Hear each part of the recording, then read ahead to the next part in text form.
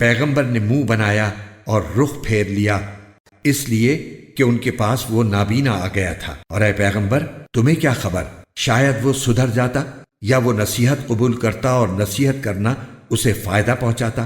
وہ شخص جو بے پرواہی دکھا رہا تھا اس کے تو تم پیچھے پڑتے ہو، حالانکہ اگر وہ نہ سدھرے تو تم پر کوئی ذمہ داری نہیں آتی۔ اور وہ جو محنت کر کے تمہارے پاس آیا ہے اور وہ دل میں اللہ کا خوف رکھتا ہے، اس کی طرف سے تم بے پرواہی برتتے ہو۔ ہرگز ایسا نہیں چاہیے، یہ قرآن تو ایک نصیحت ہے۔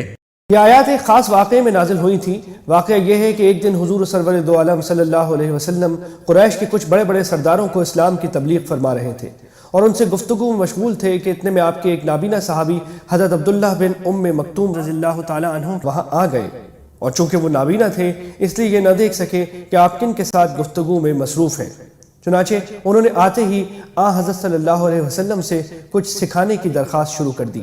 حضرت صلی اللہ علیہ وسلم کو ان کا یہ طریقہ پسند نہ آیا کہ دوسروں کی بات کاٹ کر انہوں نے بیچ میں مداخلت شروع کر دی، اس لیے آپ کے چہرہ مبارک پر ناگواری کے آثار ظاہر ہوئے اور آپ نے ان کی بات کا جواب دینے کے بجائے ان کافروں کے ساتھ اپنی گفتگو جاری رکھی۔ جب وہ لوگ چلے گئے تو یہ صورت نازل ہوئی جس میں حضرت صلی اللہ علیہ وسلم کے اس طریقے پر اللہ تعالیٰ نے ناپسندیدگی کا اظہار فرمایا۔ منہ بنانے کو عربی میں عبس کہتے ہیں۔ چونکہ یہ صورت اسی لفظ سے شروع ہوئی ہے اس لیے اس کا نام عبس ہے، اور اس پہ بنیادی تعلیم یہ دی گئی ہے کہ جو شخص دل میں حق کی طلب رکھتا ہو اور سچے دل سے اپنی اصلاح چاہتا ہو وہ اس بات کا زیادہ حقدار ہے کہ اس کو وقت دیا جائے۔